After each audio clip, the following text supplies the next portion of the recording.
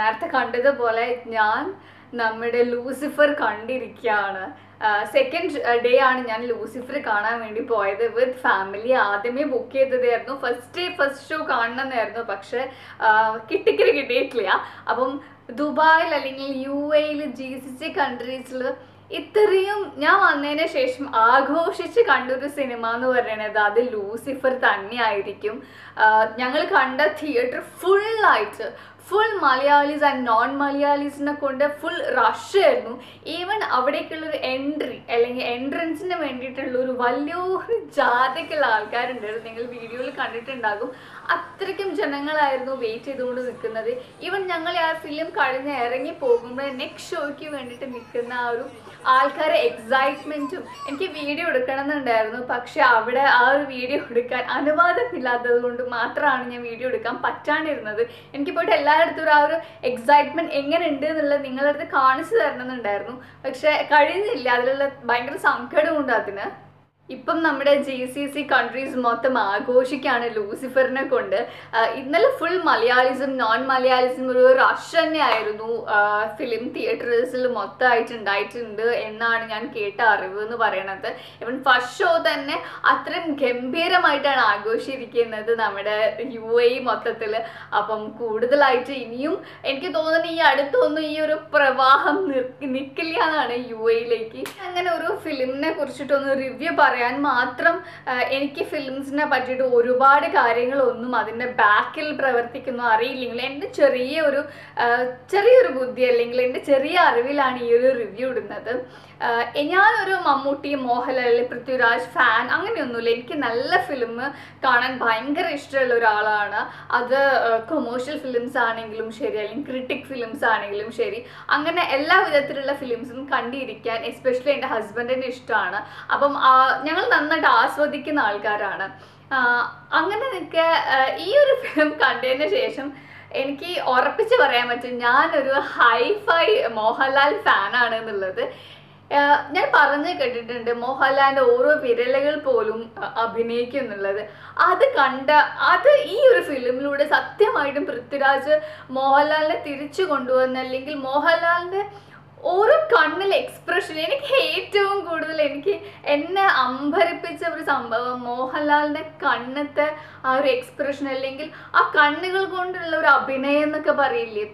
വേറെ ഒന്നിലും കോൺസെൻട്രേറ്റ് ചെയ്യാണ്ട് ഓരോ നോട്ടത്തിലും ഓരോ ഭാവത്തിലും മോഹൻലാൽ കാണിച്ച ആ ഒരു എന്താ പറയാ ആ ഒരു ഫീൽ എന്ന് പറയുന്നത് വല്ലാതെ എനിക്ക് ഇങ്ങനെ രോമാഞ്ചം അല്ലെങ്കിൽ ഗൂസ് ബംസ് ശരിക്കും വരിക എന്ന് പറഞ്ഞത് ഈ ഒരു ഫിലിം കണ്ടിട്ടായിരിക്കും. പിന്നെ മോഹൻലാലിനെ കുറിച്ചിട്ട് ഒരുപാടൊന്നും പറയേണ്ട ആവശ്യമില്ല. മോഹൻലാൽ അഭിനയിച്ച് തെളിയിച്ച ഒരു പ്രതിഭയാണ്. മോഹൻലാൽ തന്നെ ഈ ഒരു ഫസ്റ്റ് ഷോ പോയി കണ്ടു തിയേറ്ററിൽ. എനിക്ക് തോന്നുന്നു ഫസ്റ്റ് ടൈമാണ് മോഹൻലാൽ അങ്ങനെ പോയി കാണുന്നത്. അപ്പം എത്രത്തോളം എല്ലാവർക്കും ഉള്ള എക്സ്പെക്ടേഷൻ എന്നുള്ളത് എല്ലാവർക്കും മനസ്സിലായിട്ടുണ്ടാകും. പിന്നെ ഇതിനൊരു പ്ലസ് പോയിന്റ് എന്ന് വെച്ചിട്ടുണ്ടെങ്കിൽ പൃഥ്വിരാജ് ഈ ഒരു സിനിമയ്ക്ക് വല്ലാത്തൊരു വേണ്ടാണ്ടൊരു ഹൈപ്പ് കൊടുത്തിട്ടില്ല എന്നതാണ് ഇതിൻ്റെ ഒരു പ്ലസ് പോയിന്റ് എന്ന് പറയുന്നത്. അതുകൊണ്ട് തന്നെ നമുക്ക് വലിയ എക്സ്പെക്ടേഷൻ അല്ലെങ്കിൽ ഈ ഒരു സിനിമയെ പറ്റി വല്ലാണ്ടുള്ളൊരു അറിവില്ലായിരുന്നു. ആ ഒരു സർപ്രൈസ് എലിമെന്റ് നമുക്ക് ശരിക്കും ഫിലിം കാണുമ്പോൾ നമുക്ക് ഇത് ഇങ്ങനെ ആയിരുന്നോ എന്നുള്ള അല്ലെങ്കിൽ ഓരോ കഥാപാത്രത്തിനും ആ ഒരു സർപ്രൈസ്നെസ് കൊടുത്തിട്ടുണ്ട്. അതാണ് ഈ ഫിലിമിനെ ഏറ്റവും ഭംഗിയാക്കിയിട്ടുള്ളതാണ് എനിക്ക് തോന്നിയിട്ടുള്ളത്. അതിന് ഫുൾ ക്രെഡിറ്റ് നമുക്ക് കൊടുക്കേണ്ടത് പൃഥ്വിരാജ് എന്നൊരു ഡയറക്ടറിന് തന്നെയാണ്. ഞാൻ വിചാരിച്ചിട്ടുണ്ടായിരുന്നു പൃഥ്വിരാജ് ഡയറക്ഷൻ അല്ലെങ്കിൽ ഇതിന്റെ പ്രമോ കണ്ടപ്പം തീ പൊട്ടുന്നു ബോംബൊക്കെ പൊട്ടുന്നു എന്ന് കാണപ്പം ഇതൊരു എന്താ പറയാ വല്ലാത്തൊരു ഫിലിം ആവോ, ഒരു ചെന്നൈ സ്റ്റൈലൊക്കെ ആവോ എന്നൊക്കെ ഉണ്ടായിരുന്നു. പക്ഷെ ആ ഫിലിമിന് വേണ്ട അത്ര മാത്രം ഈവൻ ഡയലോഗ്സ് നിങ്ങൾ ശ്രദ്ധിച്ചിട്ടുണ്ടെങ്കിൽ നിങ്ങൾ കണ്ടവരാണെങ്കിൽ വളരെ മിനിമലായിട്ട് ഒരുപാട് വലിച്ചു നീട്ടി 10 മിനിറ്റിൻ്റെയും 5 മിനിറ്റിൻ്റെയും ഡയലോഗ്സ് ഒന്നുമില്ലാണ്ട് വേണ്ടപ്പം വേണ്ട പോലെ മാത്രം സംസാരിച്ച് അഭിനയിച്ച് ഓരോ വ്യക്തികളും, അത് മോഹൻലാൽ മാത്രമല്ല ഞാൻ പറയണത്, മഞ്ജു വാര്യർ, ടോവിനോ, ഈവൻ വിവേക് ഒബ്രായ്. ഞാനും വിചാരിച്ചിട്ടുണ്ടായിരുന്നു വിവേക് ഒബ്രായ് എന്തിനാണ് അല്ലെങ്കിൽ ഒരു നോൺ മലയാളി വന്നിട്ട് എന്തിനാണ് ആ ഒരു ഫിലിമിനെ കുളമാക്കുന്നതെന്നൊക്കെ ഞാൻ മനസ്സിൽ വിചാരിച്ചിട്ടുണ്ടായിരുന്നു.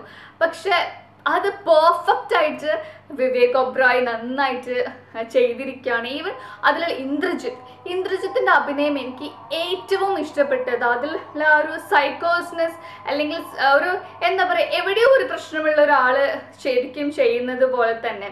ഈവൻ നൈല ഉഷി ആണെങ്കിലും ശരി, അതിലെല്ലാ കഥാപാത്രങ്ങൾക്കും ഒരു നേരമെങ്കിലും വന്നു പോകുന്ന ആൾക്കാർക്ക് അത്രയും ഇമ്പോർട്ടൻസ് കൊടുത്ത് അത്രയും നല്ല രീതിയിൽ ചെയ്തിട്ടുണ്ട് എന്നാണ് എനിക്ക് തോന്നിയിട്ടുള്ളത്.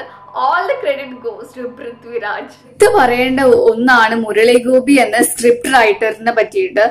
അത് ഒരിക്കലും എല്ലാവരും വാനോളം പുകഴ്ത്തിയിട്ടുണ്ട്. ഈവൻ ടിയാൻ എന്ന സിനിമയിലാണെങ്കിലും ഒക്കെ നമ്മൾ കണ്ടിട്ടുണ്ട് ആ ഒരു സ്ക്രിപ്റ്റിന്റെ എത്രത്തോളം ഇമ്പോർട്ടൻസ് ഉണ്ട് എന്നുള്ളത്. വാരി വലിച്ചിട്ടുള്ള നേരത്തെ പറഞ്ഞ പോലെ 10 മിനിറ്റ് ഡയലോഗ് ഒന്നും ഇല്ലാണ്ട് ഒരു ചെറിയ ഡയലോഗിൽ മതി ഒരുപാട് കയ്യടി കിട്ടാൻ വേണ്ടിയിട്ട് അത്രയും ഷോർട്ട് ആൻഡ് ക്രിസ്പ് ആയിട്ടുള്ള ഡയലോഗ്സ് ആണ് കൊടുത്തിട്ടുള്ളത്. അതിന്റെ hands of two Murali Gopi. സത്യം പറയാച്ചിട്ടുണ്ടെങ്കിൽ വേറെ ആർക്കും ഇതിനുള്ള ഒരു അംഗീകാരം കൊടുക്കാൻ പറ്റില്ല. അപ്പം അവരുടെ ഇപ്പം എനിക്ക് തോന്നുന്നു ആ ഒരു കോംബോ ആണ് ഈ ഒരു ഫിലിമിന്റെ ഏറ്റവും നന്നാക്കിയത്. മുരളി ഗോപിന്റെ സ്ക്രിപ്റ്റ് റൈറ്റിംഗ്, പൃഥ്വിരാജിന്റെ ഡയറക്ഷൻ, മോഹൻലാൽ എന്ന അഭിനയ പ്രതിഭ, ഇവർ 3 പേരും ഒന്നിച്ചതിനെ കൊണ്ടാണ് ഇത് ഇത്രയും നല്ലൊരു ഹിറ്റ് ഫിലിം ആയത്. കൂടാണ്ട് മഞ്ജു വാര്യറിനെ എടുത്ത് പറയണം. മഞ്ജു വാര്യർ ഒരു നെഗറ്റീവ് ഷെയ്ഡ് ആണോ ചോദിച്ചാൽ ആണെന്നും അല്ലെങ്കിൽ എല്ലാന്നും പറയാൻ വേണ്ടി പറ്റും. മഞ്ജു വാര്യർ ആണെങ്കിലും ഈവൻ സാനിയ എന്നുള്ള ഒരു കുട്ടി നല്ല രീതിയിൽ തന്നെ ഈ ഒരു ഫിലിമിൽ ഉണ്ട്. അത് അധികം ഇങ്ങനെ പുറത്തേക്ക് നിൽക്കുന്ന ഒരു ക്യാരക്ടർ അല്ലെങ്കിൽ പോലും നല്ല രീതിയിൽ ഒരു ചൈൽഡ് അബ്യൂസ് അല്ലെങ്കിൽ സെക്സ് അബ്യൂസിനെ പറ്റിയിട്ടൊക്കെ വീട്ടിലുണ്ടാവുന്ന സെക്ഷൽ ആയിട്ടുള്ള ഹറാസ്മെന്റിനെ പറ്റിയിട്ടൊക്കെ പറയുന്നുണ്ട്. അപ്പം നല്ലൊരു സ്റ്റോറി തന്നെയാണ്. എനിക്ക് അധികം ഒന്നും അറിയില്ലെങ്കിലും ഡയറക്ഷനിൽ എനിക്ക് തോന്നുന്ന ഓരോ സീനും എങ്ങനെ വേണം എന്നുള്ളത് പൃഥ്വിരാജിന് മുൻകൂട്ടി കണ്ട് എടുത്തൊരു ഫിലിം ആയിട്ടാണ് എനിക്ക് തോന്നുന്നത്. കാരണം ഓരോ ഷോട്ടുകളാണെങ്കിലും ഇത് എങ്ങനെ വേണം, ഇത് എങ്ങനെ വരണം എന്നുള്ളത് ക്ലിയർ കട്ടായിട്ടാണ് ആ ഒരു ഫിലിമിൽ കറക്റ്റായിട്ട് കൊണ്ടുവന്നിട്ടുള്ളത്. അത് ഭയങ്കര നന്നായിട്ടുണ്ടായിരുന്നു. ഈവൻ സ്ക്രീൻ പ്ലേ ആണെങ്കിലും ശരി, എഡിറ്റിംഗ് ആണെങ്കിലും, ഈവൻ എസ്പെഷ്യലി ദീപക് ദേവ് എന്ന മ്യൂസിക് ഡയറക്ടറിനാണെങ്കിലും ശരി, ആ വരിക സഹചരി എന്നുള്ള ഒരു പാട്ടാണെങ്കിലും ശരി, നല്ല രീതിയിൽ തന്നെ എല്ലാത്തിനും കൂടി ഒരു ഫുൾ എന്താ പറയുക, നല്ലൊരു കൊമേഴ്ഷ്യൽ ഹിറ്റ് ഫിലിം ആക്കി തീർത്തിരിക്കുകയാണ് നമ്മുടെ ലൂസിഫർ.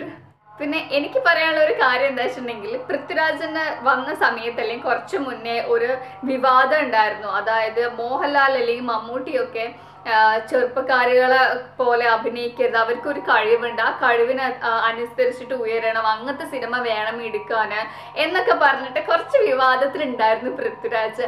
ആ പൃഥ്വിരാജ് തന്നെ മോഹൻലാലിനെ കൊണ്ട് ഏറ്റവും നല്ല രീതിയിൽ അഭിനയിച്ച് നമുക്ക് എന്താണ് മോഹൻലാലിൽ നിന്ന് എക്സ്പെക്ട് ചെയ്തത് അതേ രീതിയിൽ തന്നെ നമുക്ക് കൊണ്ട് തന്നിരിക്കുകയാണ്. അപ്പം ആ ഒരു വിവാദം എന്താണോ ഉദ്ദേശിച്ചത്, പൃഥ്വിരാജ് എന്താണോ ഇവരിൽ നിന്നൊക്കെ ഉദ്ദേശിച്ചത് അതുപോലെ തന്നെ എന്താക്കി മോഹൻലാലിനെ കൊണ്ട് എത്തിച്ചു തന്നിരിക്കുകയാണ്.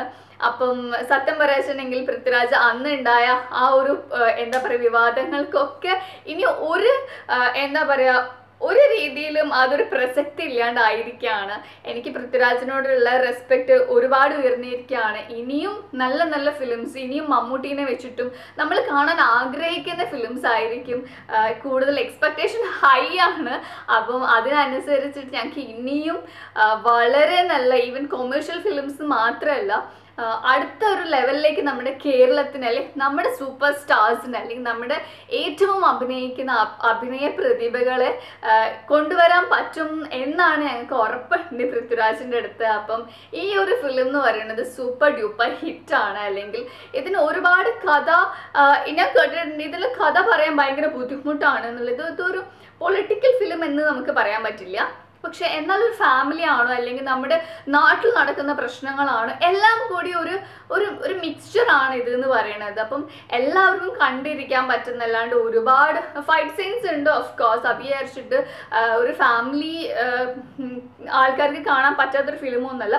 ഫാമിലി ആൾക്കാർക്കും കാണാൻ പറ്റുന്ന ഒരുപാട് കാര്യങ്ങൾ സംസാരിക്കാൻ ഒരു നല്ലൊരു ഫിലിമാണ് ലൂസിഫർ.